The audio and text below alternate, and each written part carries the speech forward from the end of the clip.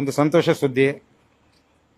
ಏನಪ್ಪ ಸಂತೋಷ ಸುದ್ದಿ ಅಂದರೆ, ನಿಸರ್ಗ ಡೈರಿ ಫಾರ್ಮ್ ಕರ್ನಾಟಕದಲ್ಲಿತ್ತು, ಕರ್ನಾಟಕದ ಎಲ್ಲ ಭಾಗದಲ್ಲಿತ್ತು. ಇವತ್ತು ನಾನು ಪಂಜಾಬಲ್ಲಿ ಒಂದು ನಿಸರ್ಗ ಡೈರಿ ಫಾರ್ಮ್ ಸ್ಟಾರ್ಟ್ ಮಾಡ್ತಾಯಿದ್ದೀನಿ. ಪ್ರತಿಯೊಬ್ಬರಿಗೂ ಕರ್ನಾಟಕ, ಮಹಾರಾಷ್ಟ್ರ ಎಲ್ಲಿಂದ ಬಂದವರಿಗೂ ನಮ್ಮ ಕರ್ನಾಟಕದಲ್ಲಿ ಒಬ್ಬರು ಸಿಗ್ತಾ ಇರಲಿ ಅಂತೇಳಿ ಇಲ್ಲೇ ಒಂದು ನೋಡಿ ಮುಂದೆ ಕಾಣ್ತಾ ಇದೆ. ಈ ಜಾಗನ ಖರೀದಿ ಮಾಡಿದ್ದೀವಿ.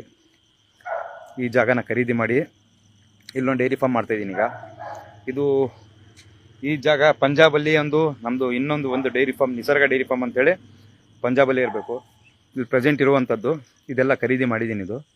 ಇದೆಲ್ಲ ಖರೀದಿ ಮಾಡಿ ಈಗ ಒಂದು ಡೈರಿ ಫಾರ್ಮ್ ಸೆಟಪ್ ಮಾಡ್ತಾಯಿದ್ದೀವಿ. ಪ್ರತಿ ದಿನ 50ರಿಂದ 100 ಹಸುಗಳು ನಮ್ಮ ಡೈರಿ ಫಾರ್ಮಲ್ಲಿ ಇರಬೇಕು. ಯಾರಿಗೆ ಯಾವ್ದು ಹಸು ಬೇಕಾಗುತ್ತೋ ಇಮಿಡಿಯೇಟ್ಲಿ ಅದನ್ನು ಕಳಿಸುವಂಥ ವ್ಯವಸ್ಥೆ. ಆಮೇಲೆ ಬರೋರಿಗೂ, ಪಂಜಾಬಲ್ಲಿ ಬಂದು ಡೆಲ್ಲಿಯಲ್ಲಿ ಬಂದವರಿಗೂ ಇಲ್ಲಿ ನಮ್ಮ ಕರ್ನಾಟಕದ ಉಳಿಲಿಕ್ಕೆ ಜಾಗ ಎಲ್ಲ